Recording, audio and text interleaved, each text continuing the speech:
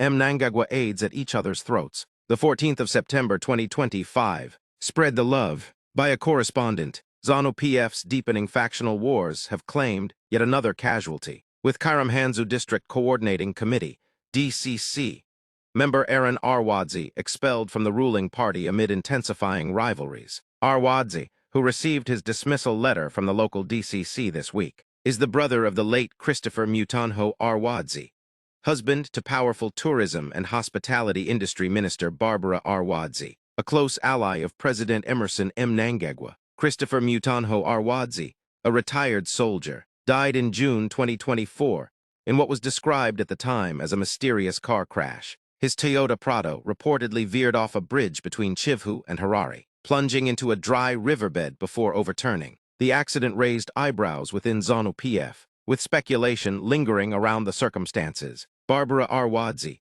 known as a Mnangagwa loyalist with strong grassroots connections, has since consolidated her influence across the Midlands, Mnangagwa's political home turf. Her growing clout, however, has not come without friction, particularly with those seen as resistant to her dominance. A calculated purge. Party insiders told News Times, Zimbabwe, that Aaron Arwadzi's expulsion is widely viewed as a political purge, aimed at silencing voices regarded as hostile or aligned with rival camps in the succession battles. Aaron's dismissal is not just about local disputes. It's a clear signal that anyone standing in the way of the Mnangagwa faction will be dealt with. One Midlands-based party insider said. Others believe the move reflects broader realignments within ZANU-PF, as different factions jostle for supremacy ahead of the party's annual conference. Factional fires intensify. The ruling party is entering a volatile period as President Mnangagwa's controversial push to extend his stay in office beyond 2028,